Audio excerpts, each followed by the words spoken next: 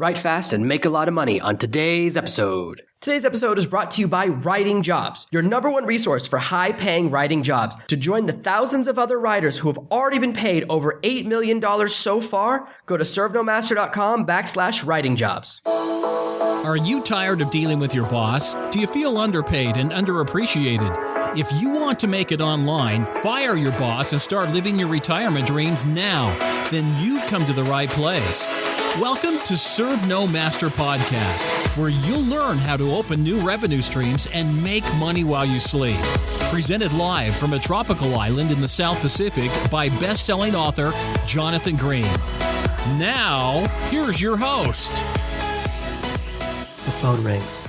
It's a friend of a friend with a business emergency. They have a new product coming out in just 4 days. They bought traffic, announced it to affiliates, invested tens of thousands of dollars in getting everything together, and their author left them high and dry. They tried to get a discount author, cut a few corners, and the product, it's garbage. The content, it's not worth it. They'll have a barrage of refunds if they try and release it. They'll lose a bunch of money. They'll destroy their business relationships with people who send them traffic, who send them customers.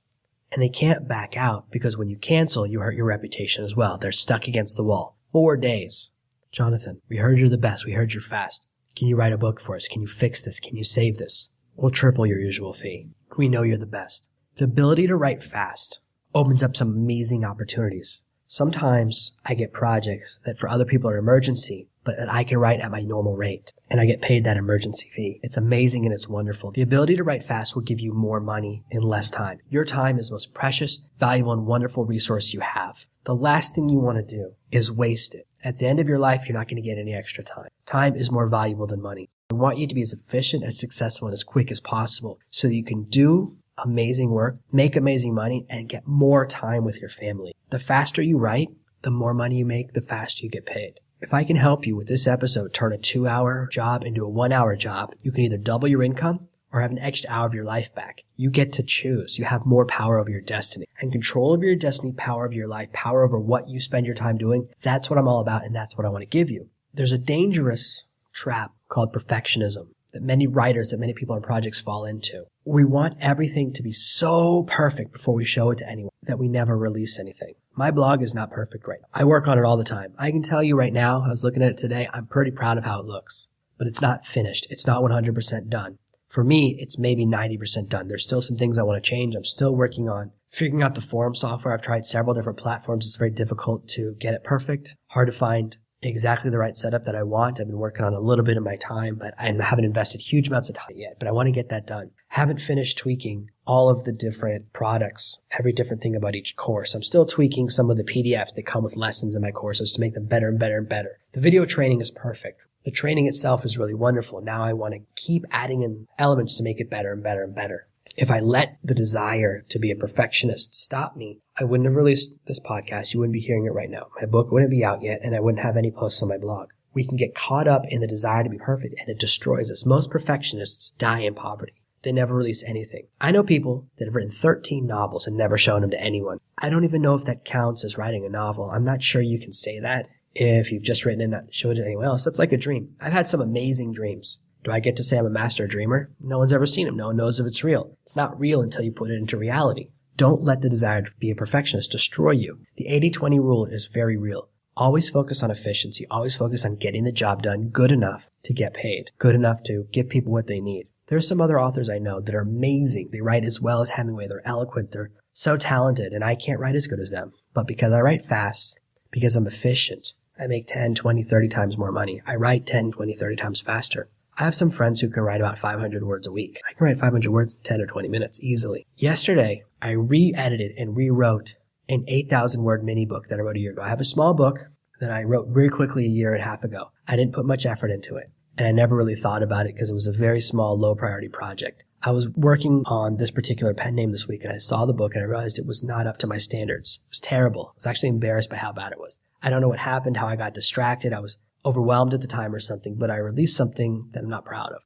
8,000 words. I rewrote the entire book, 11,000 words, re-edited everything, and the new version is already live. I replaced the old version. I write fast, which means I can fix old problems quickly. Even when we do something that we're not proud of, we can fix it quickly and change things. We don't want to wait for everything to be perfect. If you wait for perfection, you'll never make any money. Even though I wasn't happy with it, it wasn't perfect. It did make money. It was out in the world making sales, and now I've fixed it. I've replaced it with something much, much, much better. And I did it in a single day. 11,000 words, and I rewrote almost every single word in the book to make it amazing. Your time is valuable, and the faster you can write, the more efficiently you can write, the less writer's block you run into, the fewer mistakes you make, the more of your time you get back, and the more money you make. And that's what's important to me. That's what I care about. I want to share with you some of the key tools that I use to be very fast and very efficient. Some people are traditionalists. They'll only write on a typewriter. James Patterson writes on yellow legal paper, and that's amazing to me. He writes by hand all of his books, and he puts out 50 or 100 books a year. He's so prolific. My hand would cramp like you wouldn't believe. Once we lock into a system, it's very hard as a writer to change the way we do things. Modern times call for modern tools. And I want to take you through the software tools and techniques I use as part of my workflow to ensure that I write as fast as possible. The faster I write, the more money I make. I only bring tools into my workflow that increase how fast I can write, increase my efficiency, or increase the quality of my product. I would never bring in a tool that slows me down. What's the point of that? These are the tools that I actually use. We've talked before about turning words, turning talking into writing. There's a previous podcast episode about it. There's an amazing blog post about it. You can simply talk into your phone or an app on your computer, record yourself talking, click a button, and it turns into text. There's amazing software tools. I use Dragon on my Mac, but it's kind of expensive. Mac also comes with some free software that does talk to text. That's pretty good as well. You can talk, look in the word processor, and watch your words appear. With your phone, if you have a smartphone, iPhone, Android, whatever, they have all these amazing apps that will do everything. You talk into it, it turns it into text for you for free. You don't have to pay anything. They're free apps that do all the work for you. If you find typing tedious, if it takes too long for you, if it slows you down, then use your voice. Do whatever's faster and more efficient to get the job done. Your time is so valuable. In addition to these tools, you want to strategize your projects from the beginning correctly. For all of my initial outlining and designing of chapters and structure for videos or for book courses or anything I'm putting together when I'm in that initial research and outlining phase, I use Xmind or Omni Outliner. Mostly, I use Xmind. It's a free piece of software, which means you should definitely grab it today. And I use it to create my outlines for almost everything. It's a mind mapping piece of software. That's why mind is in the name. Again, it's called Xmind. What's great about this software is that I can organize my thoughts in a circular fashion. I take all of my ideas and I can move them around. I often, when creating a video course especially, change the order as I come up with new ideas, as I decide to change the structure. When I flesh out my outlines, the order often changes. Sometimes I use Omni Outliner, probably 10% of the time. I used it most recently when planning a 30-day blog challenge that I'm going to be launching in the next few weeks, and I wanted something that was order of 1 to 30. When I need something really linear, that's when I use Omni Outliner. I don't remember what it costs because I haven't used it in so long, but I'll put a note in the show notes to let you know. I also then use Scrivener, which is my personal favorite tool. Scrivener is how I've written the majority of my books. It's how I create the majority of my products, and it's my favorite tool. The reason it helps me is that it allows me to structure my books piece by piece. It's very overwhelming when I'm looking at a Word document and knowing I need to generate 35,000 words in a few days. Scrivener allows me to chop it up and do one chunk at a time. It's such a simple difference, but it's so powerful. I use Scrivener for writing my email sequences. I use Scrivener for writing my sales video scripts. I use Scrivener for writing all of my products. Anything I do written goes through Scrivener first. The only thing I don't do in Scrivener is my blog posts, which I usually write inside of my website. I do those online. Otherwise, everything else I create, I do in Scrivener. It's the most powerful tool in my arsenal. I've written more than 1 million words inside of Scrivener and sold all of them. It's a really powerful tool. I like the way it allows me to structure my books. It lets me create folders and subfolders for each little section. I only have to focus on one tiny section at a time. I look at that one little section, I focus on that small goal, whether it's going to be 500 words or 1,000 words, then I can hit that goal and feel good about myself and move on to the next one. Scrivener does have one glaring weakness. The grammar and spell check in Scrivener is garbage. It's probably the worst spell check in the entire history of the internet. It's structured horribly. It doesn't catch almost any mistakes. I don't really understand why it's so bad, but I want you to know I don't even use it. When I have a book like Serve No Master, for example, the most recent book I wrote in Scrivener, it's divided into almost 180 small little files. Inside of Scrivener, I have about 15 folders, and each one has between 10 and 12 little mini sections. When I run the spell check in Scrivener, it only checks one at a time. I have to manually go to the next section and click spell check again. It doesn't work as far as process, and it doesn't work as far as actually finding mistakes. If I only depended on Scrivener spell check, I'd be in big trouble. So I want you to know that's the one weakness. If it worked well, it would be perfect software, but it doesn't. To fill in that gap, I recently added Grammarly to my workflow. I only added Grammarly just before the launch of this podcast, right when I was launching my book. I actually first used Grammarly to edit Serve No Master and turn it into the masterpiece that it is now. It made a huge difference. Grammarly is so amazing. I have an entire review of the software on my website where I break down every different aspect that I use, whether or not you need the free or paid version. No matter what, you should be using at least the free version. The free version spell check is amazing, and it's better than any other spell check I've ever used. It will make a huge difference. You don't necessarily need to upgrade to the paid version. Don't feel the pressure to do that. They'll give you all these messages like, oh, we have 150 advanced alerts that we can only show you if you have the paid version. Don't worry about that at first. Start with the free version. It's the best spell check. It's better than Word. It's better than any other spell check I've ever worked with, and it'll make a huge difference in the quality of your writing. Only if you're actually making money for your writing is it worth the upgrade, because it's about $100 to $130 a year, depending on what promo they're running. I really don't think most people need to go to the paid version until it's profitable. Because I sell my words, it's very important to me, and I did upgrade to the paid version. I have an entire blog post with lots and lots of pictures where I explain each different aspect. I love the plagiarism check, which really helps me when people send me documents. It's a great way to make sure anyone writing for you is on the up and up and can protect you from an incident down the line. I recently was talking to someone who got into a lot of trouble with Amazon. They paid an outsourcer to write a book. They didn't check it, and it turned out parts of it were plagiarized. Amazon shut down their entire account. You can get into a lot of trouble. Even if you say, oh, I didn't know it, it doesn't matter. It's your responsibility. Great tool, very powerful, great way to protect yourself. Another tool that I'm dabbling with right now is called Hemingway. Right now, last time I checked, Hemingway is about $10. So it's a really cheap piece of software. There's also some free versions of it you can use. What's great about Hemingway is its simplicity. You can copy and paste in something you're working on. It will tell you if sentences are too long or too boring. Hemingway was known for revolutionizing the way people wrote in the early 1900s. He was the first author to write in a way that regular people could really understand and read. Before him, authors were so long-winded. It was all about being eloquent and using very complicated words. He was the first one to really focus on getting to the message and focusing on moving the story. I have a tendency to write really long sentences and put in phrases that I don't need and make my sentences too long. Grammarly catches a lot of my mistakes now. It's been helping me with that. So I'm not sure if I need Hemingway on top of Grammarly. But if you're writing fiction especially, it's worth checking out Hemingway. It's a great tool. It's very interesting. What it does, it will highlight your sentences and say, oh, too many of these sentences are too hard. There are also some tools out there that let you check the age or reading level of what you've written. I don't use those personally in my workflow, so I'm not going to recommend anything. The tools I really use every day, my workflow right now is Xmind to Scrivener to Grammarly. That's it. 1, 2, 3. On the Outliner is an alternative if you prefer outlines to mind maps. And then Hemingway is an alternative you can test. Beyond software, now that you understand my basic workflow, the reason I write faster than everyone else and the way I write faster than everyone else is my research methodology. The great thing about researching well and understanding how to research is that you can then train other people to research.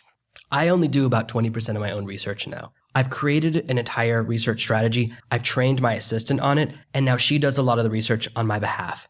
She's able to take a lot of the material I send to her and break it down, and that saves me a huge amount of time. This is a great technique to master, and then you can teach it to other people because it doesn't require high-level thinking. You can give someone a list of books to go through, and they can pull out the most important parts. They can pull out the most important research. Just today, I found a new website that does really extensive polling. It's a company called Edison. They do massive polling to see which type of smartphones people use, how many people have smartphones, how often people listen to podcasts, how often people read books, how often people do social media. They come up with huge amounts of data.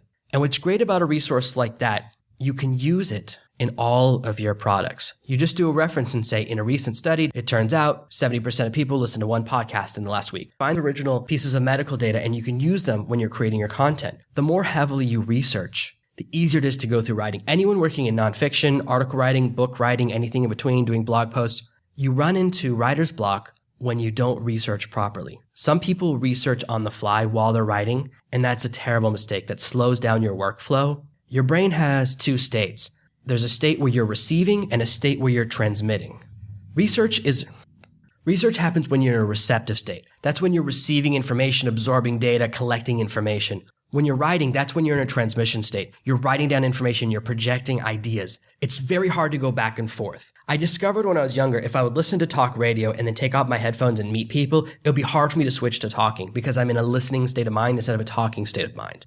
Going back and forth will really slow down your process. So you want to over-research up front. Whenever I'm researching a topic, I start by looking for the top 5 to 10 books on Amazon on the topic. I start by looking at the top 5 direct response products on the topic. I look at their sales messages. I look at their tables of contents. Then I look at all the reviews that people have written, especially on Amazon. I look for the best reviews and the worst reviews. That will tell me what those books got right and what they're missing. The negative reviews show me the opportunity to say, oh, if I have this additional information, I can satisfy those 1-star reviewers. When they read my book, I'll get a 5 stars.